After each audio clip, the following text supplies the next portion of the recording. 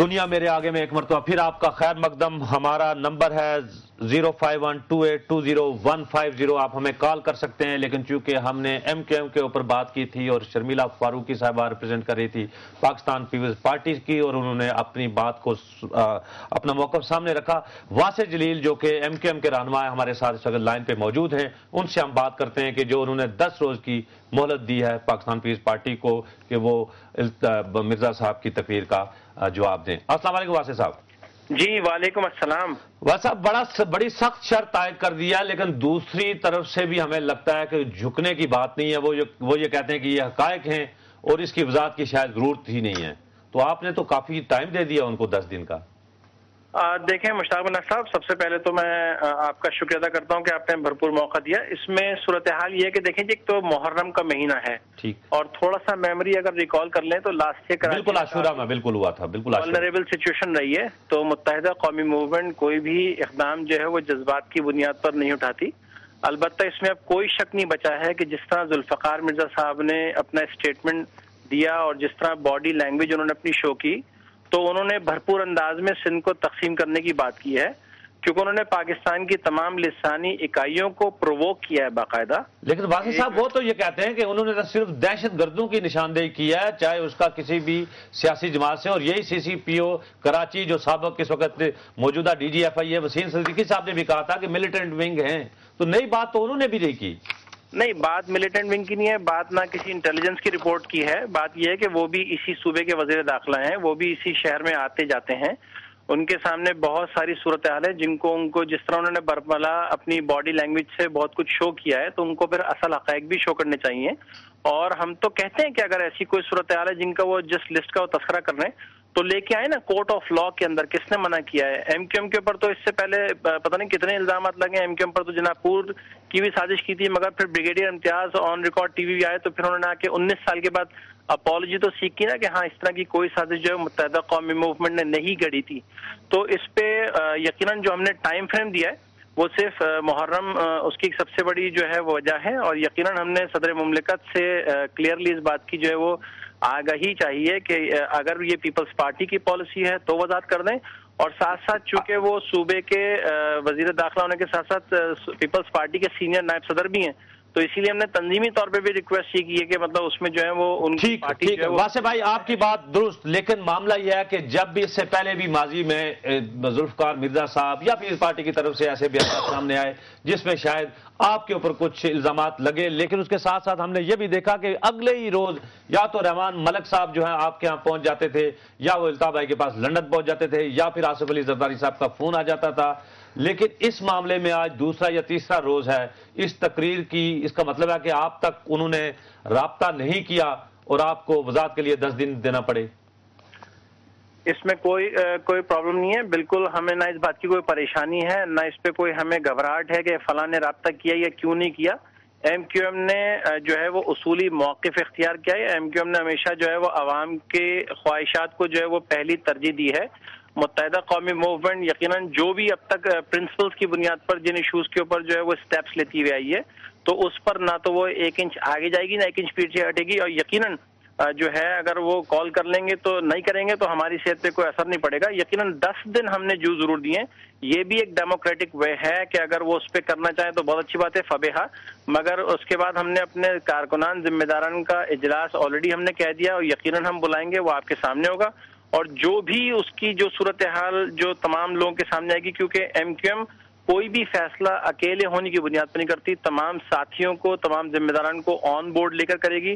اور اگر اس میں کوئی بھی متفقہ لائے عمل بن گیا تو یقیناً ہم سب کے سامنے لے کر آ جائیں گے. بہت بہت شکریہ واسع جلیل صاحب، آپ نے ایم کیو ایم کا نقطہ نظر ہمارے سامنے پیش کیا. بہت بہت شکریہ. جی اب آپ ہمیں بتائیں، اس کو ملا کر پڑھیں ساری. دیکھیے بھائی، ہم لے رہے ہیں لیکن میں آپ سے دوبارہ عرض کر رہا ہوں آپ والی تھیوری کی کو میں بائی نہیں پھیلا.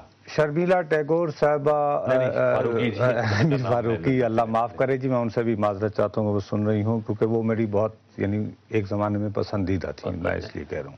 کوئی یعنی کہ اس میں بھی کوئی تصحیق کا پہلو ہرگز نہیں ہے، یعنی بخدا تم دل آزاری کے جو تانے دے دیتے نہیں میں نہیں دیتا، میں صرف یہ بہرحال میں صرف یہ کہہ رہا تھا کہ کرپشن کے اوپر اگر مشتاق منہاج حامد سعید کاظمی صاحب کو اگر برطرف کیا گیا یا ڈسپلن کی وجہ سے، تو آپ کو جو باقی کسی اور کے متعلق نہیں کہنا چاہیے۔ نیک پاک لوگوں کے گھر میں بھی لوگ پیدا ہو جاتے ہیں، ایسی کوئی بات نہیں ہوتی۔ خدا کے لیے میں نے نہ ان کے بارے میں کچھ کہا تھا نہ ان کے بارے میں تمہیں دوبارہ کہہ رہا ہوں، میں اپنی دانست میں یہاں پر ایک سیاسی پروگرام کرنے آتا ہوں، ٹھیک ہے؟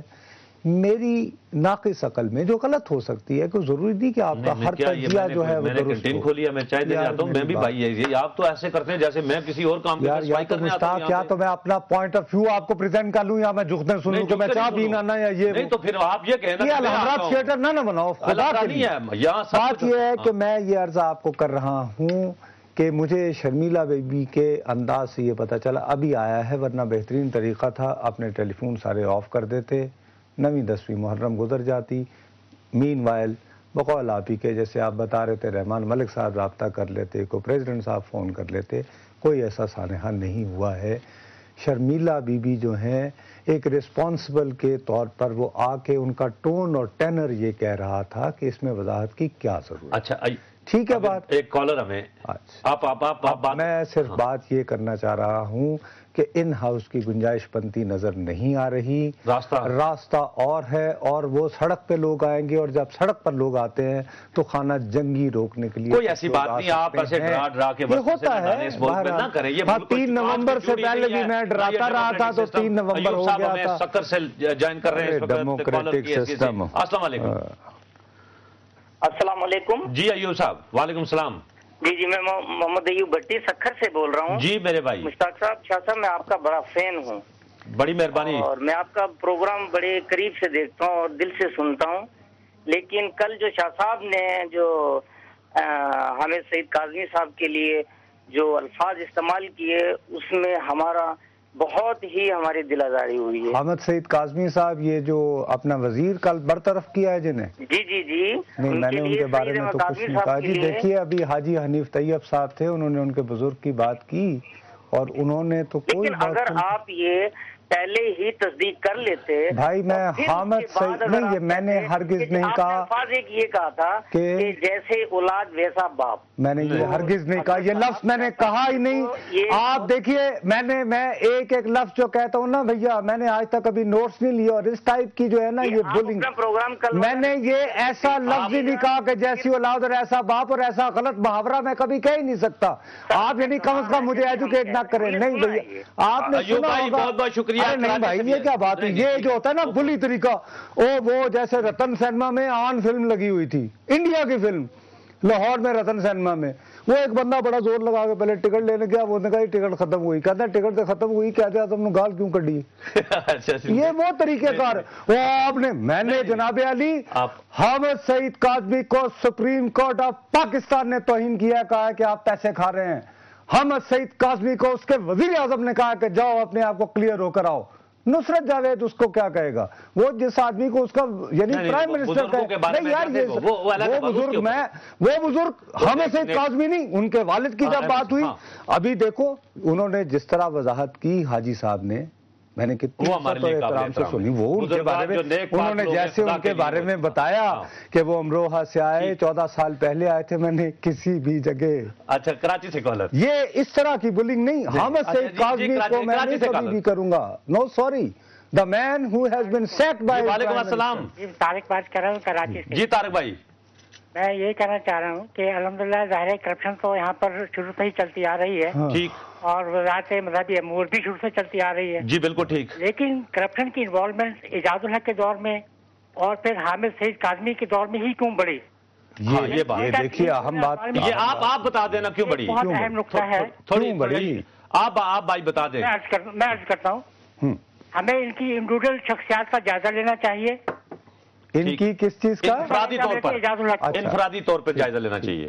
ہاں یہ اچھی بات کہی آپ نے۔ اعجاز اللہ کا کیا بیک گراؤنڈ ہے؟ ٹھیک، وہ بہت عمدہ، اپنا ضیاء الحق مرحوم کا بیٹا ہے، ٹھیک، जिन्होंने अमेरिका के ईमा के ऊपर भुट्टो का अदालती। ठीक है भाई, बिल्कुल हमारे पास सिर्फ 30 सेकंड रह गए हैं देखिए के खात्मे के। अब इस तरह आप भी किसी की दिल आजारी करेंगे भाई, वो तो गाजी शहीदुल हक, अच्छा यानी के वाली वारिस हैं भाई, आप भी दिल आजारी ना करें किसी के बारे में, बस ये कि बैठ के नगमे गाएं सारे, हर एक की दिलदारियां मत करो। ये एक नया काम यहाँ पे शुरू हो गया। नहीं, नया काम नहीं है, कोई दिलदारी मेरी बात ना करें, ये दो नंबरी मुनाफिकत अस्सा मरना ना गोर पिया कोई होर बुलिया नेक लोगों की जिहड़ी है ना वो कोई ये कभी नहीं, ये बुल्ले शाह ने फिर वही बात के वो जो गलत मुहावरा और तुम गलत शेर बोल रहे हो। दुनिया TV.tv नुसरत जावेद को जा दीजिए।